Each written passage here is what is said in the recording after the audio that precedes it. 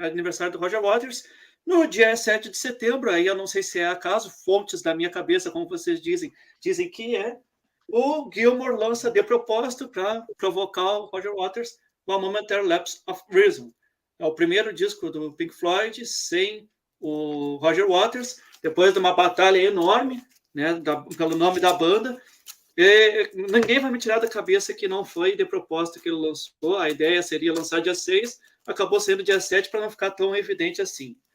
Bom, esse disco aqui o Fernando já comentou muito bem no trecho do que ele fez lá sobre Existe Pink Floyd sem Roger Waters, que é um dos grandes textos que foi feito aqui na consultoria do rock.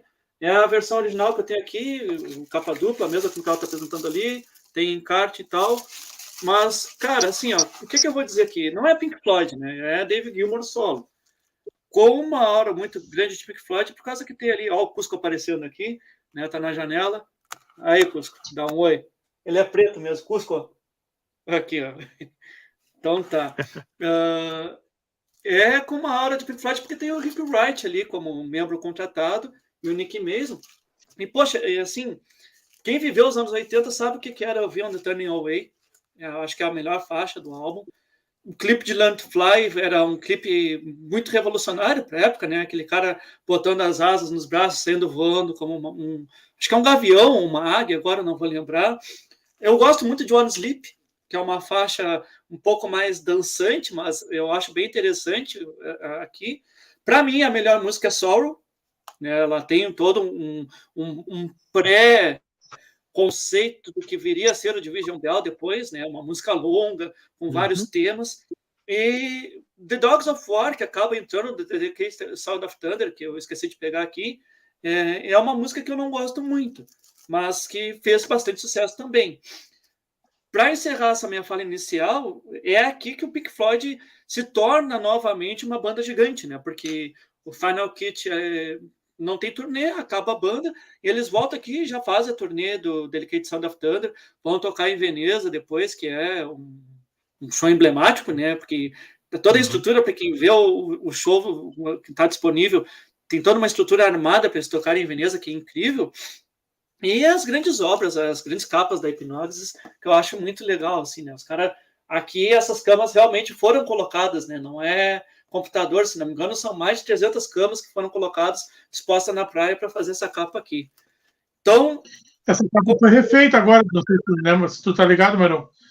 E na edição agora de não sei quantos anos que eles relançaram agora, remasterizada, essa capa é diferente. Eles refizeram o conceito da capa e, de novo, não é computador, de novo, é feito mesmo na prática, né? Pegando o gancho, já te interrompo. A capa é diferente na edição nova. Essa aqui, ó. É um pouquinho diferente, tem um avião ali, né? E tem mais uma pessoa na praia, né? Deixa eu botar aqui grande aqui.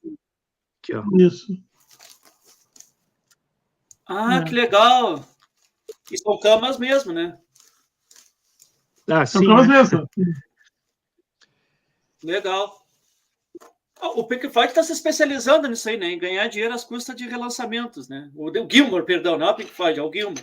Porque o Mason está tocando carreira com a Saucerful Secrets, né? Mas o Gilmour está vivendo disso, né? O Cato queria falar, desculpa. Não, falar sobre o disco, já que eu tinha te cortado ali, né?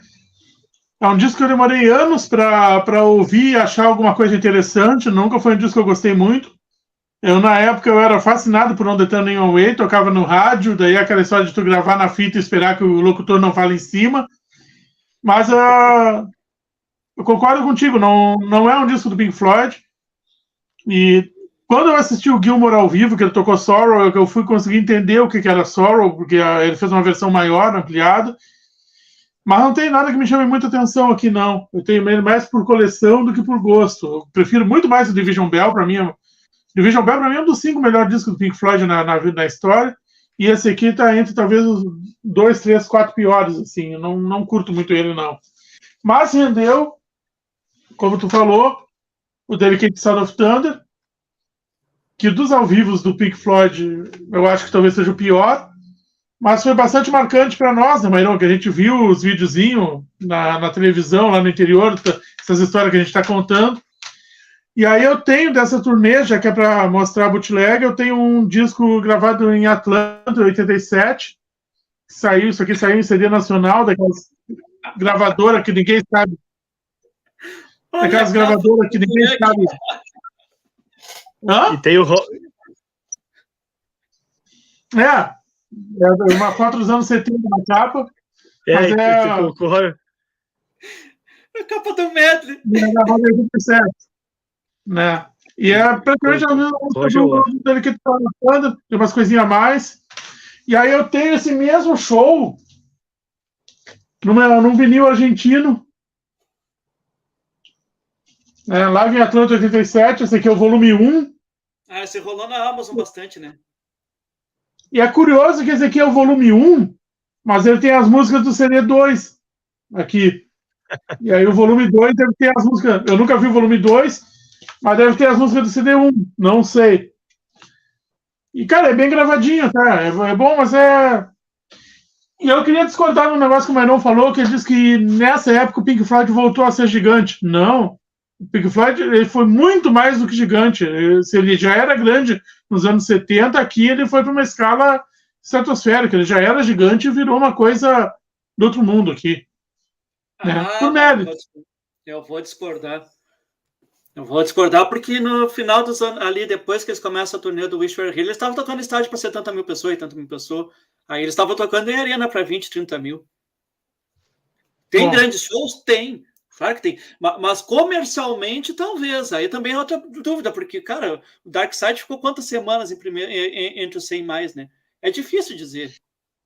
Mas essa turnê, a turnê do Division Bell, o que renderam de dinheiro para eles, eu acho que eles nunca viram isso nos anos 70. Nisso sim.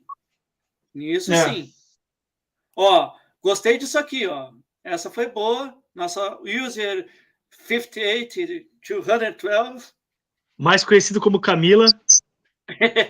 Chegou discordando, então tá conosco. Bueno, Momentary Lapse of Reason. Eu para arrematar, vocês já falaram muito bem dele, pela quantidade de músicas legais que você citou do disco, então a gente não pode, não dá para falar que esse disco é um disco ruim, certo? Por outro lado, quando a gente compara ele com a carreira da banda toda, ele vai ficar lá para baixo. Mas é uma coisa que eu costumo falar bastante, assim, que para um disco ser bom, o outro não necessariamente tem que ser ruim, né? E ao contrário, para esse que ser um dos menos aclamados da banda, não necessariamente porque ele é ruim, é porque os outros são muito bons, são demais, né, de bons. Então, assim, isso mostra o quanto a banda é importante, foi fantástica durante a sua carreira toda. Eu só tenho um disco que eu não sou muito fã do Pink Floyd, que é o Uma Guma, né? Calma, Mairão. Mas um dos discos que eu menos gosto. Mas eu adoro esse disco aqui. Eu não gosto Uma Guma de Estúdio é quase insuportável, né? É quase inaudível Uma Guma de Estúdio. Não dá. O ao vivo eu enfim. Mas ao vivo... Boa, bom comentário, apesar de discordar. Esse aqui, ó, o Loop, qualquer coisa que tenha prog no meio, ele vai falar com esse tipo de coisa, né? Mas enfim, para arrematar, era isso que eu queria. Um disco com tantas músicas legais, como você citou, Learn to Fly, Dogs of War, Won't Sleep, On the Turn Away e Sorrow, não dá para falar que o disco é ruim. Eu gosto muito desse disco aqui. Mas certamente está no meu top 5 de piores do Pink Floyd. Sim, provavelmente. Se tiver que fazer, sim. Se fosse de outra banda... Se fosse uma banda qualquer de neoprog que tivesse surgindo lá no começo dos anos 80, ia ser um clássico da banda. As Barigas, você quer dizer, né? Foi eu e tu que fizemos a discografia do Pink Floyd também, né, Bueno? A gente dividiu, né? Foi. Então fazer o do pior ao melhor não convém, mas aí o Michael podia fazer o do pior ao melhor do Isso. Pink Floyd. Não, porque vai dar briga. Eu vou botar o Final Cut de pior, alguém vai bater em mim. Alguém chamado Byron. E eu adoro Final Cut também. É a tua opinião, né? A gente critica lá. Bom, o outro aniversariante de 7 de setembro, além da independência do Brasil, eu vou deixar o cara que já está na tela apresentar aí. Eu não vou comentar ele por enquanto. Mas segurem as lágrimas. Nada. Isso aqui eu acho que depois de 3 discos assim que moldaram o estilo, né? O Metallica ele precisou mudar um pouco, né? Talvez eles fizeram. E claro, depois da tragédia lá com, né, que teve na banda e tudo, eles acabaram mudando até até por necessidade. E eles vieram com Injustice for All, que também é considerado um clássico da banda, né? Um disco, essa capa linda aqui, já era um disco duplo, né? Que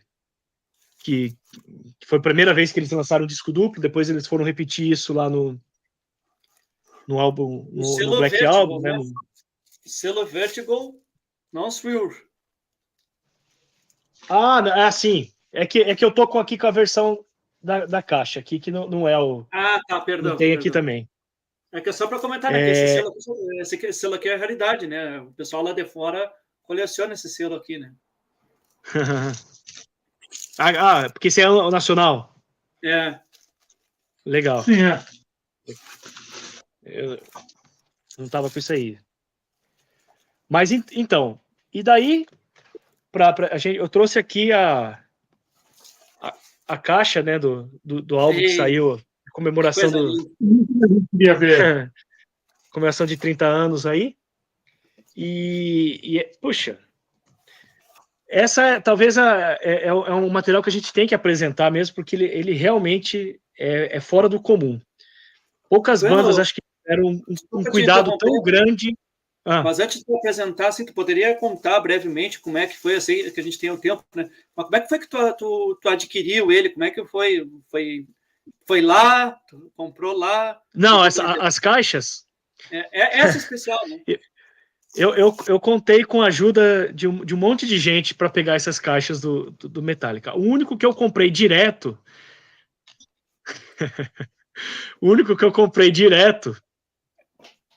no site da banda e chegou bonitinho, rapidinho, foi o Hide the Light.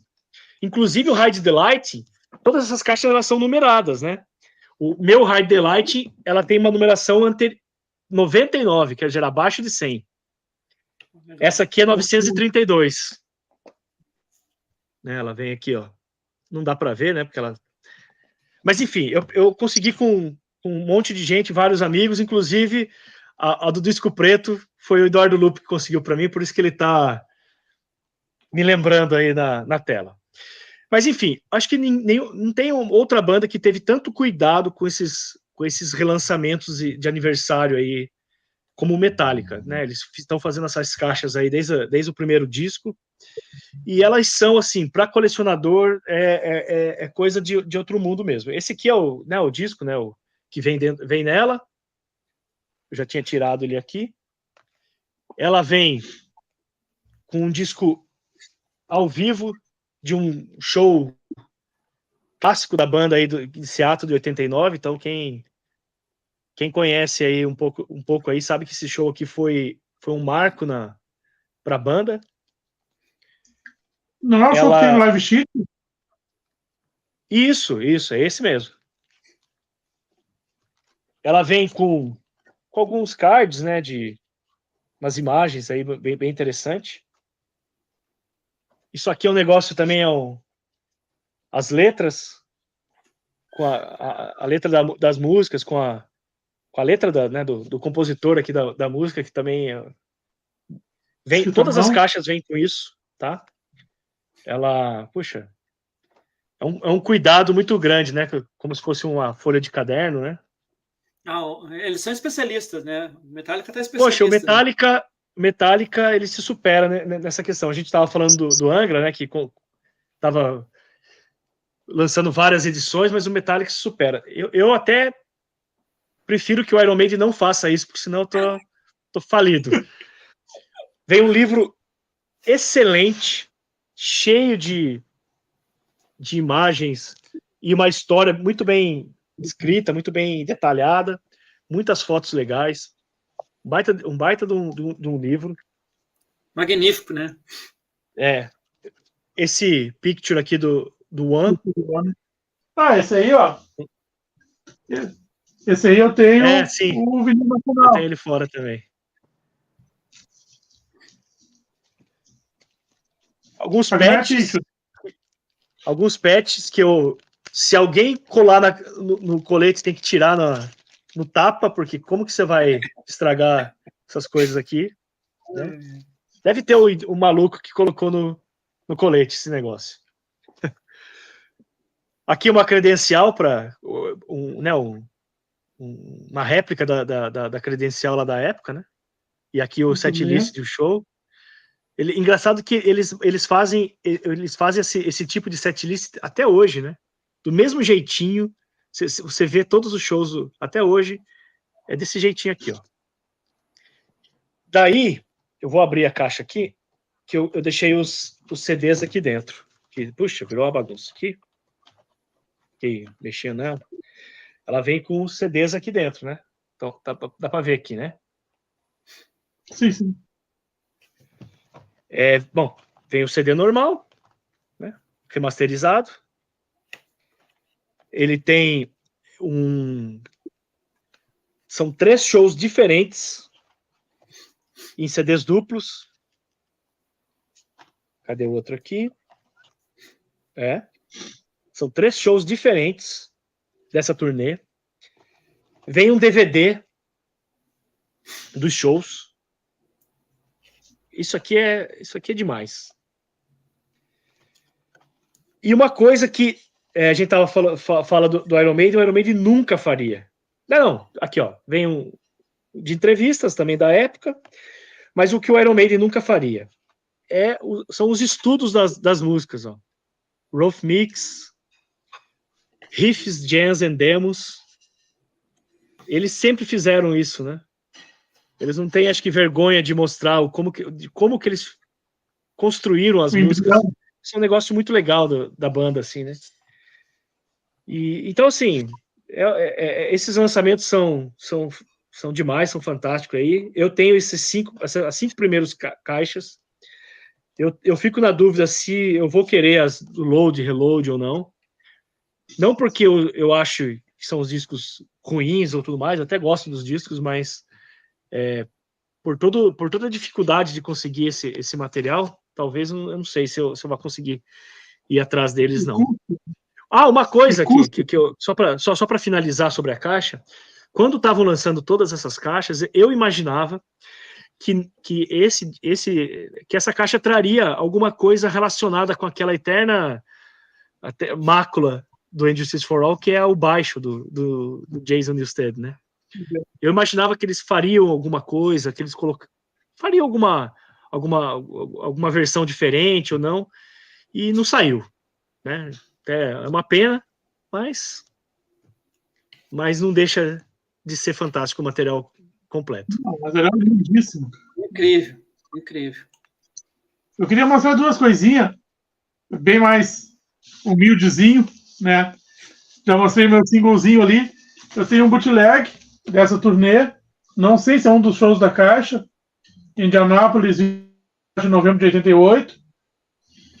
E tem um outro bootleg que quem é das antigas vai conhecer bem, que é dessa época, mas não é um show. Que é o The Good, The Bad and The Ugly, né? Não. The Good, The Bad and The Live. Que ele tem faixas tiradas do EP Harvester of Sorrow, do EP Jump in the Fire, que não é dessa época, é anterior, e todo o lado B dele é de um EP ao vivo de 6 anos e meio, aniversário de 6 anos e meio, que eu não sei se eu já vi esse EP para vender em algum lugar, alguma vez. Mas quem é das antigas deve se lembrar que esse bootleg andou muito, tinha muito disponível uma época e depois sumiu do mercado. E é da mesma época, da turnê, né? O lado B, pelo menos, é da turnê. É bem mais modesto que a caixa, mas é a minha contribuição. Excelente. Antes de comentar sobre o disco em si, porque a caixa é fantástica, né? Isso que eu chega a ser emocionante, assim, que a banda lance isso e um fã tenha, né? Mas como foi citado ali, né? Foi gerado o show que ele está aqui nessa caixinha, né? Sim, Que é maneiro. o Live Sheet Big and Purge. Esse aqui dos tempos dos VHS, né? Que eu guardo com muito carinho aqui, porque foi a minha segunda compra que eu fiz no Discogs, isso lá em 2013. Nunca vi os VHS, eu tenho a versão com os DVDs, que foi onde eu vi o show. E aí, né, eu acho legal esse aqui, que tem para fazer a tatuagem, né? Eu acho muito legal. Mas esse aqui a gente apresenta quando for o aniversário do Live Sheet. Aí a gente apresenta ela. Só que eu quis trazer, por causa que, como tu citou ali o show, né? Eu acho que eu lembro que foi um dos momentos que a gente mais bebeu. Quando eu estava lá na casa do Daniel, foi quando ele me contou como foi o show, que ele assistiu o show.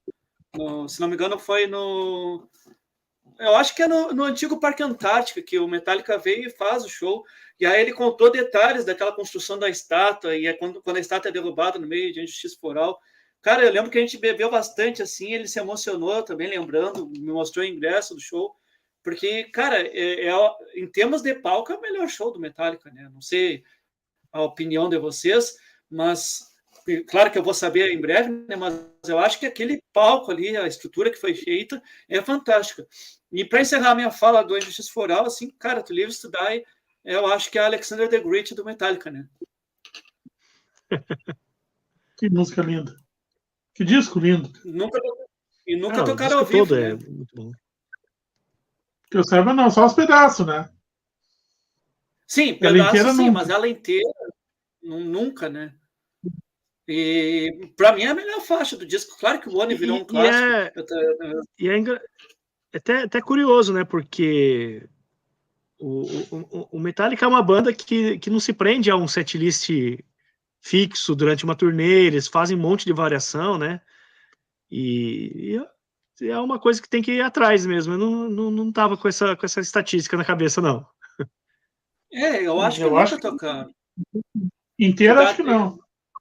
O que eles tocam aqui é o One, com certeza, Black Knight, às vezes, e a faixa Sim. título, né? A Harvard O One, Sorrow né? também. E o One, né? One, o One foi a primeira que eu citei. Mas To Live to Die eu nunca vi. Já ouvi Tire's Eye, já vi The Afraid and the Insanity. Mas é um descasso, né? Assim, é uma injustiça malhar esse disco por causa do baixo, porque não faz falta o baixo. E para quem diz que... E para quem diz que o Lars é um mau baterista, né? Caramba, né, meu? O que ele faz nesse disco aí? Seria exagero dizer que é o disco prog do Metallica? Como é que é? Não é não. Seria exagero dizer que esse é o disco prog do Metallica? Pela duração das músicas, pela quantidade de música, pela dificuldade de tocar elas, são intricados, cheios de partes, variações.